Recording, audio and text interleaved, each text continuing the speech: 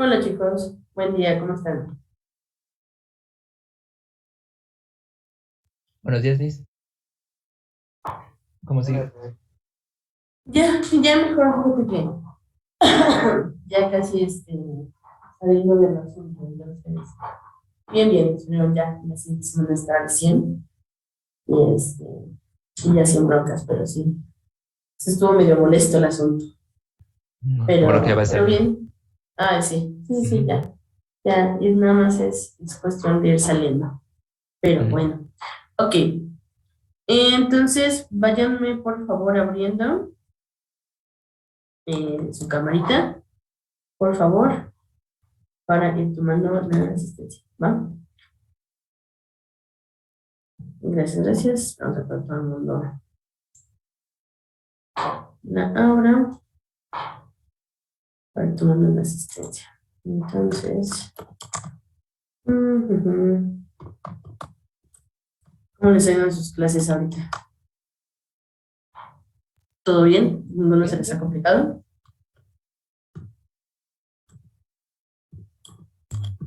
¿No? Todavía no. Va Entonces, bien. Ajá. Al la final del primera semestre, semana easy peasy. al final del semestre nos pregunta otra vez. Sí, a mediados todavía. Me lo va a preguntar. Ok, déjenme la tomo. Ah, ¿a ustedes ya tenían un ratito que se les había actualizado Windows? Una actualización que se ve así como bien fresona, que quiere parecerse a iOS, El o todavía Windows no se 11, les ¿no? actualiza. ¿Eh? El Windows 11 Ujú. lo sigo rechazando. Sí. ¿Sí? ¿No? ¿No lo quieres actualizar? Yo no lo he querido Pero, actualizar porque, o sea, no es que no quisiera, sino que no tenía espacio en el disco. Como la compu del trabajo es de disco sólido, pues está súper chiquita. Entonces ya se me acabó el espacio. Y hice un poquito de espacio y la verdad es que no me gusta. Ahorita lo estoy empezando a utilizar. Y así, ay, sale bye mm, con su sistema operativo.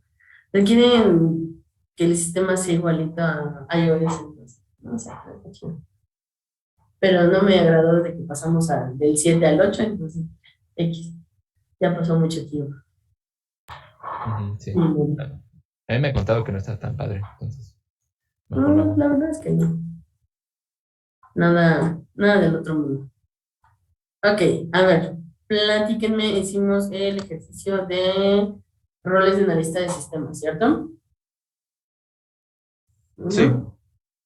¿Alguien me platica, por favor, cuál es el rol del analista de sistemas como consultor? Lo que haya entendido.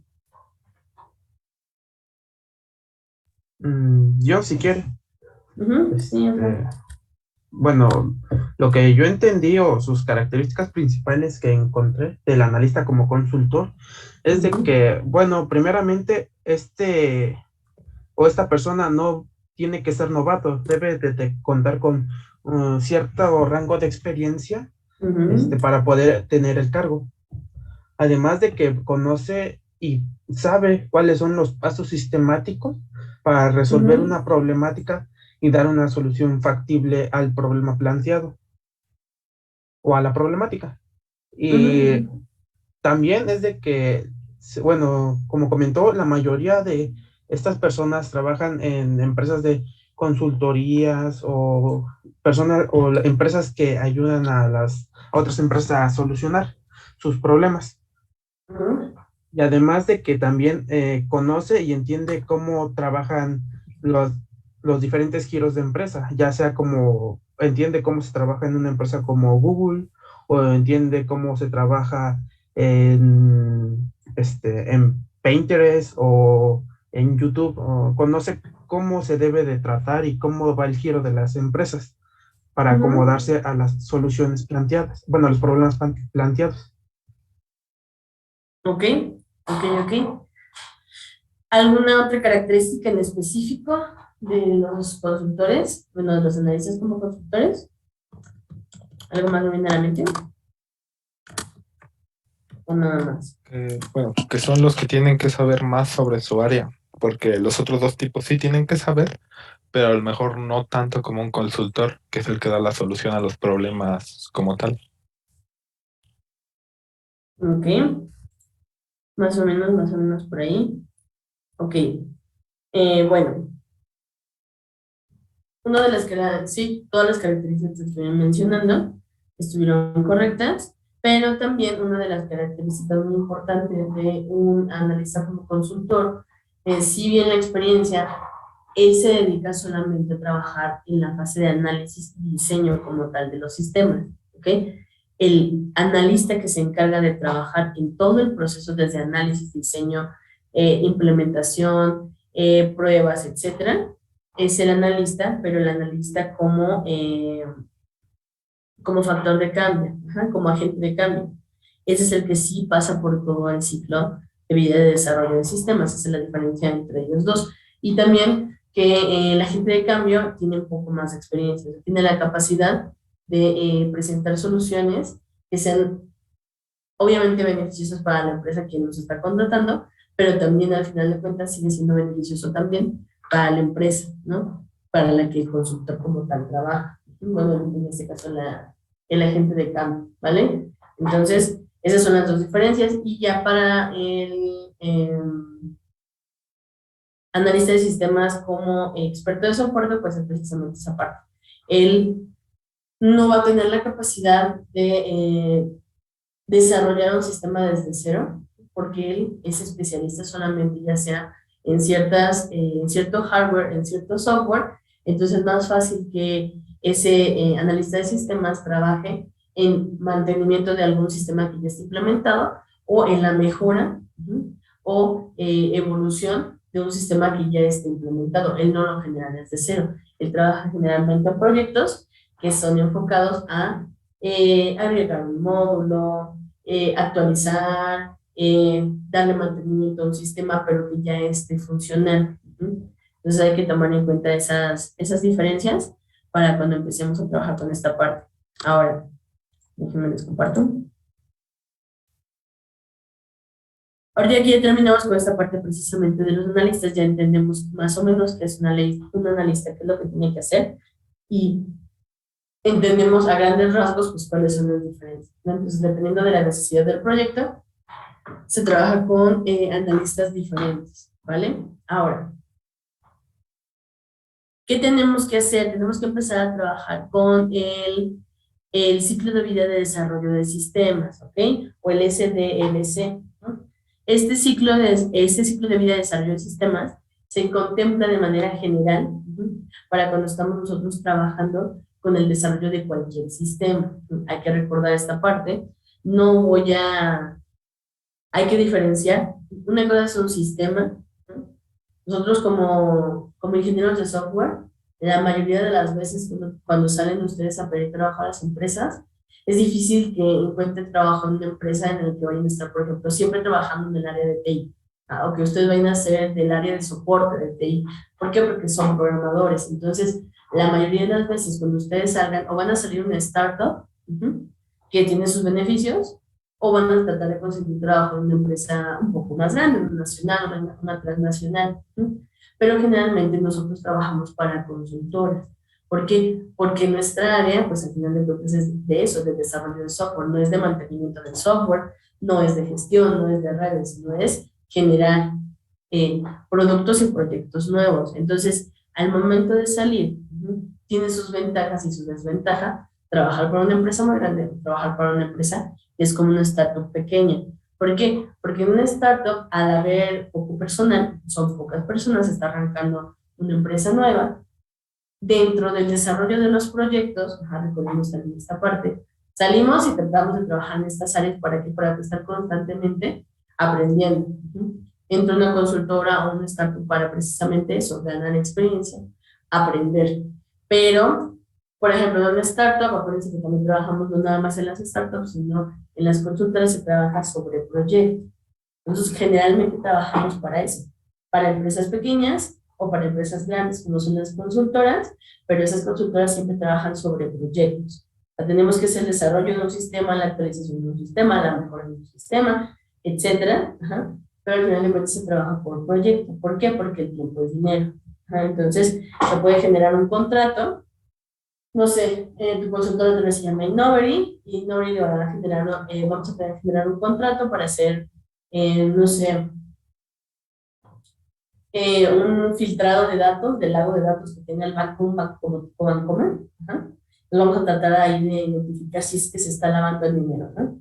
¿Cómo se va a hacer eso? ¿De qué manera? Y pues cuánto tiempo va a durar el proyecto y cuánto vamos a cobrar por el proyecto. Todo siempre se trabaja por proyectos y casi siempre se trabaja por equipos de trabajo. Entonces, si entras a una empresa pequeña, una startup pequeña, ese equipo de trabajo puede que sea tal vez el único equipo de trabajo y estén trabajando simultáneamente para 2, 3 proyectos diferentes, pequeños, ¿no? Estamos hablando de miles de pesos, no de millones, miles de pesos. Están haciendo la startup, está desarrollando 3 proyectos diferentes y pues tal vez en un proyecto te toque ser desarrollador simplemente, en otro proyecto tal vez te toque ser gestor de base de datos y en otro proyecto tal vez te toque esta parte de la gestión y la comunicación con el usuario final, ¿no? Entonces, cuando trabajas en una startup o te desarrollas al principio en una startup, aprendes. Les da la capacidad de aprender de varios roles, cosa que no pasa cuando ustedes entran a una empresa muy grande, a un Deloitte, a un Everest, a un MS, a un Innovery, ese tipo de consultoras, pues al final de cuentas te contratan primero para enseñarte, porque necesitas conocer todo lo que con lo que se está trabajando en la empresa, los protocolos, si es que se está utilizando un framework, si es que se está utilizando, por ejemplo, patrones de diseño. Entonces puede que te metan en el área de desarrollo, pero realmente conocer la magnitud y la complejidad del proyecto va a ser difícil precisamente por lo mismo, porque el equipo de trabajo es más grande, porque el proyecto es más grande, porque pues, te tienes que poner a trabajar en lo que te compete, no lo que lo que no es importante para tu área, ¿no? Entonces puede que ni siquiera conozcas cuál es el desarrollo real de lo que está, de todo lo que estás contribuyendo, esa parte del código que a ti te toca desarrollar, pero no entiendas en dónde impacta realmente. ¿Por qué? Porque estás desarrollando para lo que te toca, lo que te encargan, pero tú ya haberlo impactado, realizado en otras cosas va a ser complicado precisamente por lo mismo, porque el proyecto es grande, porque el proyecto se proyecta mucho tiempo, porque el proyecto es muy caro. Entonces, vas a conocer una sección muy pequeña y no te permite moverte más que de tu área, ¿no? O sea, solamente aprendo a programar. Y tal vez con muchos años de tiempo, de experiencia, pues tal vez me pueda empezar a desarrollar en un área como base de datos o si un proyecto viene y me lo demanda, pero si no, tú te vas a encasillar solamente en esas 4 paredes de ser programador de cierta área, ¿no? Entonces, depende de qué lo que quieran hacer, pueden ampliarse ese panorama, ¿no? Pero pues de eso es lo importante, que ustedes tienen que empezar a identificar ahorita que están en súper buen tiempo. Cuarto semestre, ¿qué quiero hacer? ¿Dónde me quiero especializar? Solamente quiero hacer desarrollo, quiero hacer back, quiero hacer front, quiero hacer base de datos. ¿A qué quieren hacer? Y sobre eso empezar a trabajar. ¿Para qué? Para que aprendan un poco más del área. No tienen que ser todo lo. Tienen que tratar de especializarse en un área para que al final de cuentas puedan ir a la empresa y pues desarrollarse en esa parte, ¿no?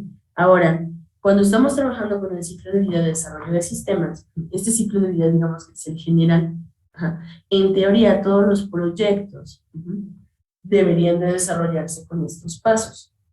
Ahora, aquí hay que tomar un punto importante. Una cosa, estoy explicando, dale cuenta que está derecho, no sé. A ver, una cosa es el paradigma de programación con el que yo programa, con el que yo voy a trabajar en un proyecto. ¿Cuál es el paradigma de programación? Un paradigma, por ejemplo, orientado a eventos, un paradigma orientado a objetos, un paradigma, ¿con qué paradigma se tiene que trabajar? O la empresa ya está acostumbrada a trabajar, ¿no? Primero que nada, el paradigma de programación con el que trabajo. Después tengo que lograr identificar el lenguaje de programación con el que trabajo. Estamos trabajando con Python, estamos trabajando con C, estamos trabajando con Java, estamos trabajando con Jira. ¿Con qué lenguaje de programación se está trabajando? No porque tengan que ser expertos, no. Ustedes como ingenieros de software tienen que tener la facilidad de adaptarse.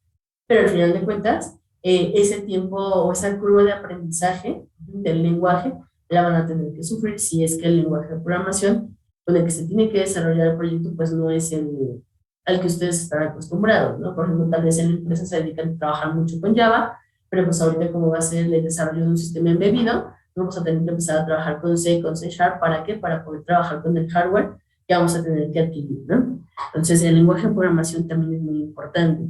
Ya sabemos el paradigma, ya tenemos la estructura mental de cómo se tendría que desarrollar el sistema. Después identificamos el lenguaje de programación. Ahora, hay que identificar la metodología de desarrollo. La metodología de desarrollo como de cascada, lineal, en espiral, por prototipos. Eso ya lo empezaron a ver ustedes también. O sea, cada una de estas metodologías tiene una serie de pasos. Ahora, puede que no se desarrollen los proyectos en empresa mediante una metodología de desarrollo. Puede que sea mediante patrones de diseño. Tal vez sí vamos a identificar una metodología de desarrollo, pero también tal vez un patrón de diseño. Bueno, ¿qué es un patrón de diseño? Tenemos el patrón de diseño modelo vista controlador, tenemos el patrón de diseño Singleton, tenemos el patrón de diseño, muchos patrones de diseño, que en algún punto también vamos a ver un poquito de manera general, porque hay materias que son especializadas por esta parte, pero tengo que conocer y saber cuál es el patrón de diseño sobre el que yo voy a trabajar. Después de eso, ahora sí, todo esto lo voy a englobar en que en el ciclo de vida, en el ciclo de vida de desarrollo de sistemas. O sea, toda esa serie de pasos que vamos a empezar a trabajar engloban todo esto, tanto el paradigma de programación, el lenguaje, la metodología de desarrollo, el patrón de diseño, y sobre esto, el ciclo de vida de desarrollo de sistemas. Como por qué se hace de esta manera, porque todos estos puntos son indispensables para el desarrollo de un sistema. Llámese lo que sea, de software, de hardware, de software con hardware, de lo que sea. Ya sea un sistema desde cero, o ya sea la actualización de un sistema, o la migración de un sistema hacia algo un poco más nuevo, ¿ok? Ahora, no siempre tiene que existir una metodología de desarrollo, eso es a lo que iba. Hay muchas empresas que también trabajan con frameworks. Un framework es un marco de trabajo, es una estructura que es un poco más flexible que una metodología de desarrollo. Una metodología de desarrollo son pasos muy estrictos. Paso el paso 1, por el 2, por el 3, por el 4 y por el 5. Y tienes que pasar por cada uno de ellos. La diferencia que tiene un framework es que sí te da una guía de cómo se debería estructurar el desarrollo, tanto del trabajo en equipo que se tiene que realizar, como de los pasos que se tienen que realizar para desarrollar el sistema en este caso. Pero es un poco más flexible, no es tan inflexible como una metodología, depende de la empresa. Puede que estén acostumbrados a trabajar o con una metodología de desarrollo o con un framework. Un framework como cuál, como Scrum. Scrum es un framework, no es una metodología de desarrollo, es un framework que tiene una y mil características, te enseña cómo estructurar los equipos de trabajo, cómo se tiene que trabajar el día a día, un proyecto para que este sea exitoso y que siga los lineamientos, en este caso en el marco de trabajo. Entonces, es importante que conozcamos todo este tipo de cosas. Hay cosas que ustedes las han ido conociendo como aisladas, ¿no? O sea, sí saben cuáles son los patrones los paradigmas de programación, y que el más utilizado pues ahorita todavía sigue siendo el patrón de orientado a objetos, ¿no? Pero justamente tenemos un un paradigma de programación de tipo, por ejemplo, estructurado y semiestructurado. También tenemos un patrón de diseño que se dedica a trabajar con sistemas que no son centralizados, que al contrario, son sistemas que se encuentran montados en diferentes partes del mundo. O sea, es diferente trabajar con cada uno de ellos. Con los lenguajes de programación, han trabajado con diferentes lenguajes. Con metodologías de desarrollo, tal vez no como tal, pero sí conozco de manera general cuáles son las metodologías que existen. Patrones de diseño, eso es total y completamente nuevo. Realmente lo que hace un patrón de diseño es cómo te explica cómo estructurar arquitectónicamente el software. Haz de cuenta que un patrón de diseño te dice cómo construir la casa. Como la puerta no se abre a la izquierda, se abre a la derecha. La trave que vas a tener que meter en el sistema, o sea, el backbone del sistema se tiene que estructurar de esta manera. ¿Por qué? Porque el problema es un problema que se va a resolver con un modelo vista controlador. Entonces, te explica arquitectónicamente cómo tienes que construir el sistema. ¿Por qué? Porque la realidad de los sistemas, más cuando se están haciendo sistemas desde cero, los problemas que existen en las empresas son muy repetitivos, por eso surgieron los patrones de diseño. son problemas repetitivos, o sea, siguen siendo problemas de sistemas para la nómina, siguen siendo problemas de sistemas para una mejora en la venta y en la eficiencia de controlar el stock, o sea, siguen siendo de ese tipo de cosas. Tan repetitivos eran las problemáticas que surgieron los patrones de diseño. ¿Para qué? Para que el software, primero que nada, cumpla con protocolos y estándares de calidad, porque en teoría la estructura de la casa que te va a entregar ese patrón de diseño ya está probado y comprobado que funciona. Y así tú le puedes garantizar al usuario que lo que tú vas a construir es algo de calidad, que está basado en un patrón de diseño que se ha probado y comprobado desde que se empezaron a generar los sistemas, que no fue hace 10 años, fue hace muchísimo más tiempo. Y por último, pues obviamente, esa parte del ciclo de vida de desarrollo de sistemas, que es precisamente los pasos que en teoría tendríamos que llevar a cabo. ¿Para qué? Para hacer un buen análisis, un buen diseño y poder desarrollar un sistema que vaya a cumplir con las soluciones de las problemáticas que se presentaran, cumplir con las necesidades y con lo que realmente quiere el cliente. Entonces, todo esto, esta parte más de patrones de diseño, del ciclo de vida, lo vamos a profundizar en esta clase. Poco, patrones de diseño, pero vamos a tratar de verlos para que empecemos a entender esta parte. Ya en otras clases, en ingeniería de software avanzada, algo así la ven, los patrones de diseño precisamente por lo mismo, para que sepan que no nada más se desarrollaron loco, sino que sí hay ya algo sobre lo cual basarse. Y en este caso nosotros pues vamos a ver precisamente esos pasos del ciclo de vida para que se empiecen a acostumbrar a que se va a tener que pasar por esos pasos para hacer un buen desarrollo de software. ¿Más o menos se entendió? Sí. ¿Todo bien? Ok. Ahora déjenme seguir compartiendo lo que estamos. Bueno, el ciclo de vida de desarrollo de sistemas, primero cómo se estructura, como para qué se estructuró. Aquí, cuando se generó este ciclo de vida de desarrollo de sistemas, se le dio una importancia a un peso significativo al impacto que tiene el usuario final dentro de los sistemas. Porque sí hubo un punto en el tiempo en el cual los sistemas se desarrollaban al gusto, ¿no?, del área de sistemas. O sea, el sistema, si tú le dices al área de sistemas de una empresa que tenía antes desarrolladores, que a lo mejor existían las consultoras, necesito que me hagas un sistema para la nómina. Ah, claro, el área de sistema lo desarrollaba y lo entregaba. Aquí está, funciona. Haz que funcione. ¿No? Yo ya lo hice y yo sé que funciona. Y lo que me pediste funciona. Entonces, utiliza. Llegaba un punto en el que sí, o sea, tenía muchas de las cosas al gusto del área del sistema. Se solucionaba, se hacía y se hacía todo al gusto del área de sistemas. Llegó un punto en el que es como, a ver, como por qué yo como usuario me tengo que adaptar a algo que no me gusta o que no lo entienda, nada más porque el área de sistemas quiere. Si el área de sistemas no puede hacer lo que yo necesito, puede haber personas exteriores a la empresa que lo puedan hacer como yo lo quiero, como el usuario final lo quiere. También de ahí surgió la necesidad de que empezaran a trabajar o existir estas empresas que son consultoría, para la solución de tecnologías de software, ¿no? De tecnologías y de software.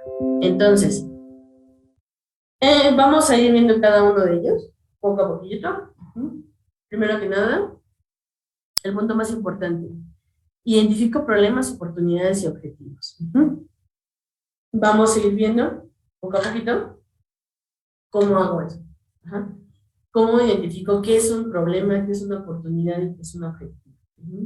Después tengo que determinar los requerimientos humanos de información. Aquí es muy importante que determinemos precisamente cuáles son los requerimientos, no es qué es lo que quiere el usuario.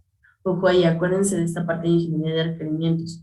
Un requerimiento no es lo que quiere el usuario, sino lo que requiere el usuario para que se puedan desarrollar las tareas que tal vez estoy pretendiendo automatizar con el sistema. Después, en un análisis detallado de las necesidades que tiene el sistema, o sea, qué necesidades tiene, cuáles son sus entradas de datos, cuáles son las salidas, cómo lo va a procesar, ¿okay? Vamos a tener un acceso, una entrada de datos, de qué parte, del usuario, de una base de datos, qué tipo de base de datos es, qué DNS se trabaja. Si SQL, estamos trabajando con SQL en la base de datos, sí, pero es PLSQL, es SQL, ¿con qué estoy trabajando? ¿Qué necesita el sistema para poder trabajar? Después se genera un diseño, ahora sí sabiendo qué onda con el usuario, qué onda con el sistema, qué se tiene que hacer dentro del sistema y qué necesita el usuario, puedo empezar a plantear un diseño, ¿ok? Un diseño para el sistema recomendado. Después, ahora sí ya entro a esta parte de desarrollo y documentación del software. Nosotros no vamos a como profundizar tanto en esta parte de desarrollo, porque para eso tiene muchas materias, pero sí en la documentación. La documentación, a pesar de que sea una tarea súper tediosa, nunca me gustaba a mí. Es horrible para mí la documentación. Gracias a Dios no estoy trabajando en la empresa, pero cuando estén trabajando en la empresa van a tener que documentar. Esto es importante. ¿Por qué? Porque si generalmente estoy trabajando con el desarrollo de sistemas, sistemas que se van a vender, sistemas que yo voy a tener que en algún momento implementar, capacitar a un personal, voy a tener que entregar todo. Sí, tengo acuerdos de confidencialidad, sí, para que no se pueda replicar mi software en una cierta cantidad de años, por eso también generamos los contratos. Al final del día voy a tener que entregar el software.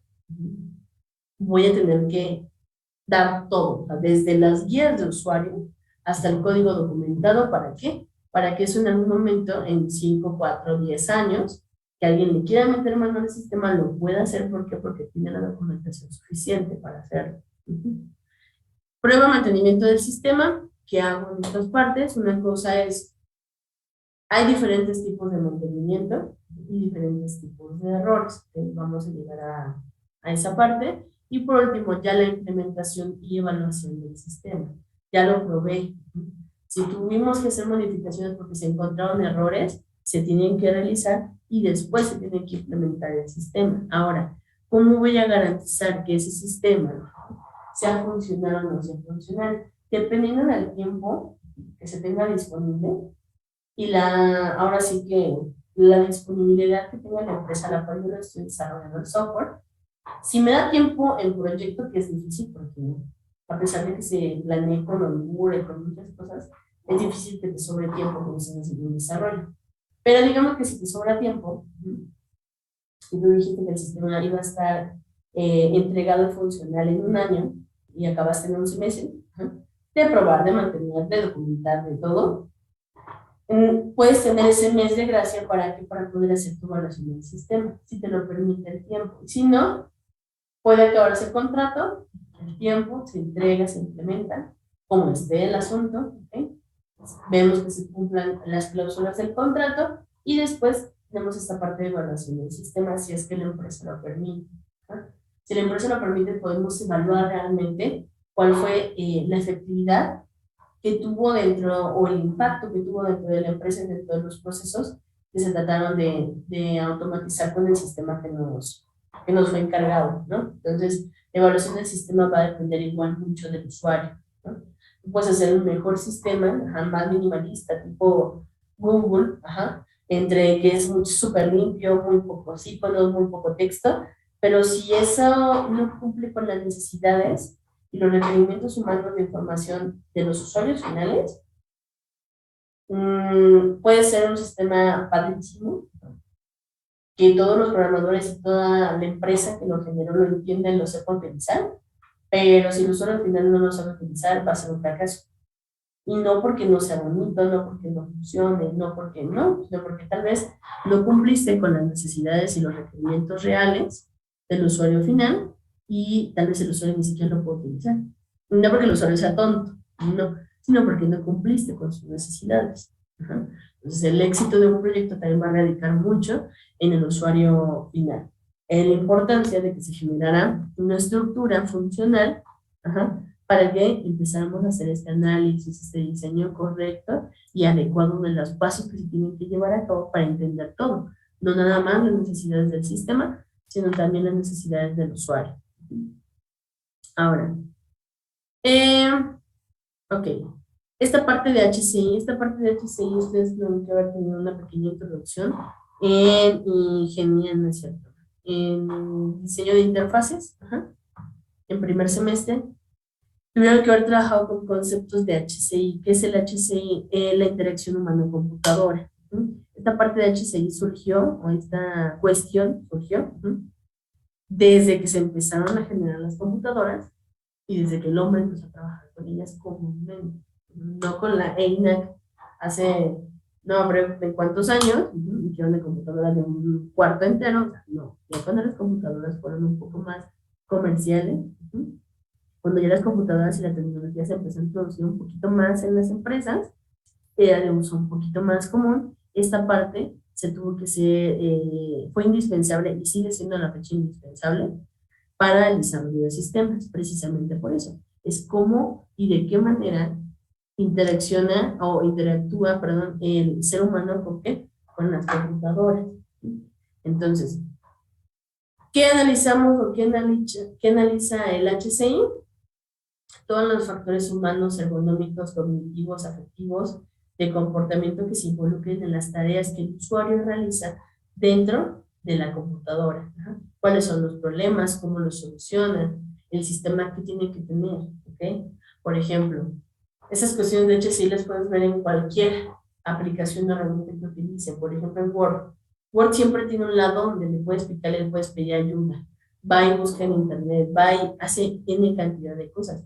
¿Por qué? Porque al final de cuentas, puede que tú digas, a mí no me sirve de nada esto. O sea, de repente te sale la ayuda y tú la cierras, porque en teoría tú ya sabes utilizar Word. Sí, pero ese tipo de cosas sí le ayudan a usuarios que son diferentes a ti. Entonces, aplicaciones que no están diseñadas para todo el mundo.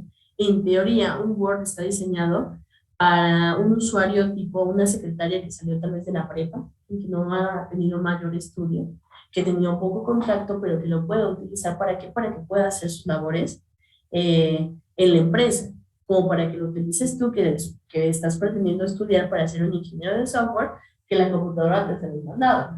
El Word no es como la cosa más maravillosa del mundo, pero lo sigues utilizando.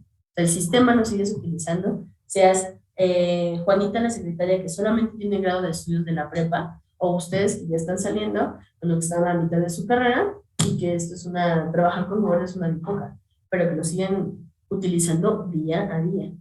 Entonces, hay veces en las que este diseño tiene que ser tan amplio, este análisis del HCI tiene que ser tan amplio. ¿Por qué? Porque tal vez la aplicación o la herramienta que se está diseñando es para un abanico de personas de esa magnitud, ¿no? Ahora, ¿cuál es el campo real multidisciplinario del HCI? Primero que nada, las ciencias computacionales, ¿no? También las tecnologías van aumentando, van avanzando de manera muy rápida. Hay que tener en cuenta esta parte. ¿Por qué? Porque las computadoras eran enormes, ¿no? Súper pesadas. Teníamos el CPU, teníamos el monitor enorme que parecía una caja de huevo, o sea, todo era más grande. Obviamente avanzó hasta lo que tenemos ahorita, ¿no? Que pueden estar tomando clase en una tablet como si nada, su teléfono como si nada, ¿no? Después tenemos los factores humanos. Más allá de esta ingeniería de factores humanos, habla acerca de precisamente eso, la postura, la luz, la luminosidad que ocupan los sistemas. En esa parte va esta cuestión. Y la ciencia cognitiva. La ciencia cognitiva de nosotros nos va a hablar de la manera en la cómo recibimos nosotros los humanos la información. Cada cabeza es un mundo y eso es una realidad, pero tenemos que adaptar los sistemas para que lo que yo quiero que el usuario entienda, lo entienda, porque cada persona es diferente, cada persona procesa la información que le es proveída de manera diferente. Puede que haya gente que esta pandemia será muy fácil trabajar en Zoom. Se escucha al maestro, la maestra hablando y está atento, sin necesidad de verlo, tal vez nada más escuchan. Hay gente que necesita estar viendo al maestro porque si no lo ven se distrae. Entonces, la manera en la cual la información es recibida para cada persona es diferente. Tal vez a Emanuel le sobra y le basta con que esté escuchando al maestro, pero Jaime necesita ver al maestro porque es como de, no, es que no lo entiendo, necesito verlo para estar concentrado. Hay gente que dice, no, ¿sabes qué? Algo tan simple como, no sé, cuando están trabajando en Eclipse, en NetBeans, en Visual Studio, hay gente que le encanta trabajar con el ambiente de trabajo, con el IDE en blanco. Y hay gente que le encanta trabajar con el ID en negro. Al final de cuentas, eso es parte de esa ciencia cognitiva. ¿Por qué? Porque cada persona recibe la información, la procesa de manera diferente. Entonces, cuando nosotros estamos trabajando con sistemas, también tenemos que contemplar esta parte. He aquí la importancia de entender al usuario y al usuario final, más allá de la persona que me está contratando. Tengo que entender al usuario final para entender cómo él entendería de mejor manera el sistema y lo podría utilizar. Entonces, no es tan simple. Son cosas que no tomamos en cuenta generalmente, pero son cosas que no son tan simples. Son cosas que sí me van a llegar a impactar en el éxito o en el fracaso de mi sistema. Y al final de cuentas ya estamos preparándonos para en el mundo trabajar con dinero, con tiempo, con recursos humanos. Entonces tenemos que contemplar esta parte. Ahora, se nos va a acabar el tiempo. Entonces, ahorita los vuelvo a ver, ¿vale? Y continuamos con esta parte. ¿Ok, sí? Jesús, Yair, Ujú. Sí, maestra. sale. Ahorita los veo, chicos.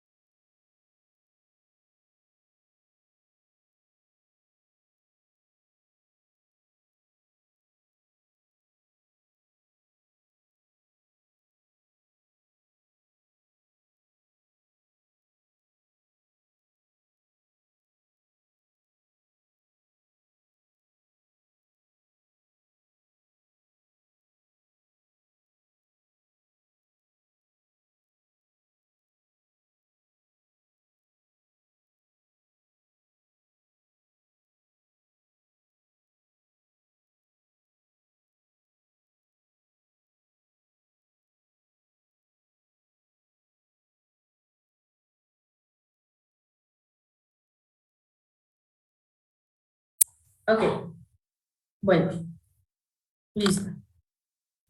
Me los guardo. Les vuelvo a compartir. Bueno, entonces, esa parte obviamente es compleja, obviamente es una parte, ¿y cómo le voy a hacer para que todo el mundo entienda? No, o sea, no vamos a lograr entender a profundidad al 100% a cada uno de los usuarios, porque al final de cuentas todas las personas son diferentes, ¿no? Aprenden diferente, procesan la información de manera diferente, pero hay que tratar de hacer, pues como una generalización. Lo mismo pasa como, por ejemplo, la maestra Gaby Pacheco, la maestra Brown López, yo, estamos trabajando cada quien en nuestras tesis doctorales, ¿no? De tecnologías de información, de innovación y tecnología educativa.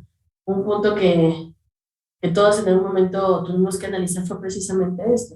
Cómo es la forma en la cual los humanos reciben la información, cómo la procesan, y después es, bueno, estamos hablando de los humanos y la información, pues es lo mismo con esa parte de educación. ¿Cómo haces, cómo eliges del estilo de aprendizaje que tienen todos. Pues no vas a poder enseñarle de 1000 maneras diferentes a cada uno, porque Jaime tiene un estilo de aprendizaje, Efra otro, Víctor otro, Alexi otro. Entonces, al final de cuentas, cada persona va a ser diferente. Lo único que nosotros podemos hacer es lograr o tratar de hacer un consenso entre la forma en la cual yo puedo expresar ese conocimiento que tengo y tratar de lograr un punto medio en la forma en la cual lo puedo enviar para que ustedes lo reciban. Al final de cuentas, seguimos trabajando exactamente con lo mismo, con la ciencia cognitiva. Entonces, no nada más es algo que va a tener que impactar, o que impacta en el momento en que ustedes tengan que hacer un análisis de sistemas, sino realmente es algo que también va a impactar, o que impacta en muchas otras áreas de la vida cotidiana como la vemos. Entonces, no lo vamos a lograr entender al 100%, no lo vamos a lograr desarrollar un sistema que vaya a entender el 100% de las personas de la primaria, tampoco, pero sí es algo que tenemos que tomar en cuenta para cuando estamos desarrollando, ¿no? Entonces, ¿qué van a tener que hacer? Un segundo. Porque perdí mi lámina.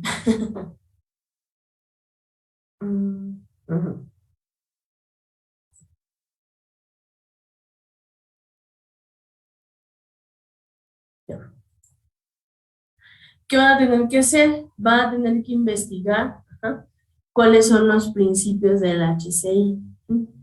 No van a hacer mapa mental, porque es difícil estructurar un mapa mental. Hagan lo que quieran. Si quiero hacer un cuadro, si quiero hacer una tabla, si quiero hacer un cuadro sinóptico, si quiero hacer un mapa mental, un mapa conceptual, hagan lo que gusten.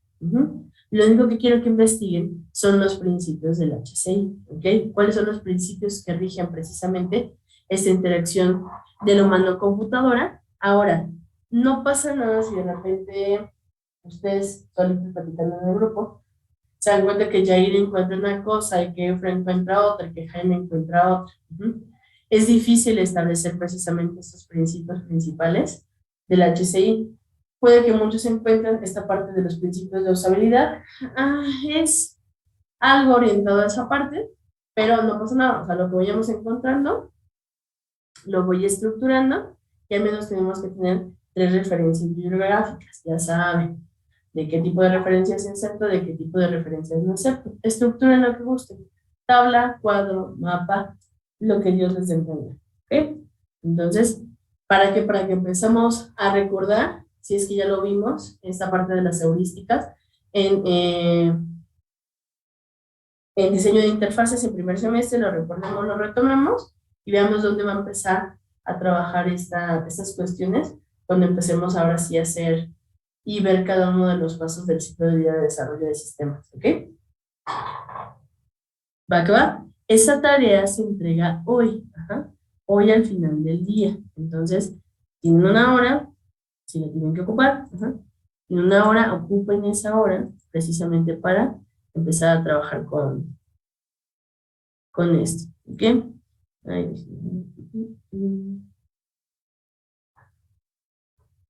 Aquí está, para habilitársela de una vez en Classroom, porque no se me olvida.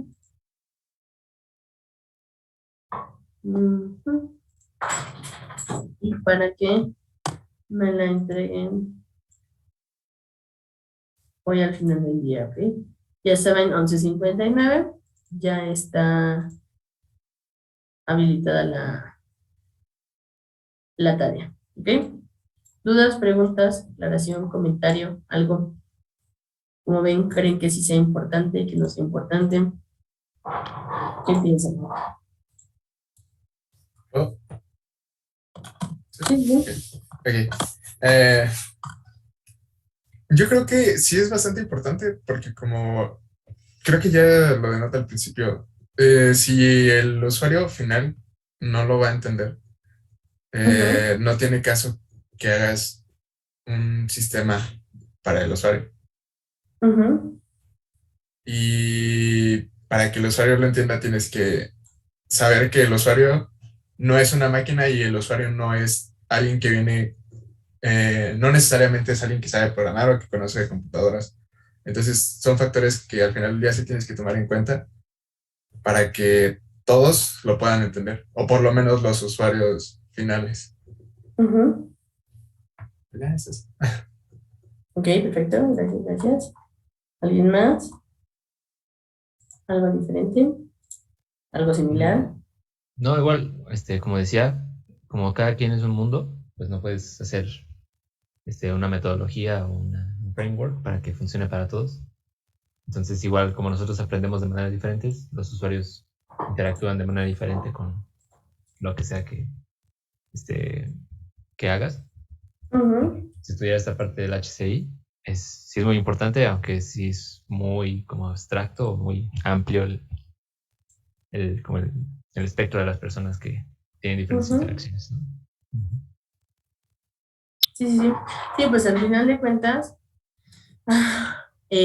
contemplar esta parte no va a ser fácil, pero es algo que tenemos que empezar a entender y unir. Acuérdense que al final del día puede que muchas materias las hayamos visto de manera aislada, muchas materias las hayamos trabajado de manera como ingeniería de requerimientos, como diseño de interfaces, pero todo lo tenemos que empezar a ensamblar. Y esta materia es muy útil precisamente para eso, para que empecemos a ver como que si era útil esto, como que si era útil el otro, como que sí había que tomarlo en cuenta y cómo realmente eso va a impactar en un proyecto, en un desarrollo. ¿Va que va? Entonces, si tienen dudas, ya saben que tenemos el grupo de WhatsApp. Ujú. Si no, pues ya tenemos trabajo para el día de hoy y hay que empezar a darle. ¿Va? ¿Ok? Vayan, por favor, prendiendo su cámara para la segunda capturita. Para la segunda captura y poder tomar la asistencia, ¿no?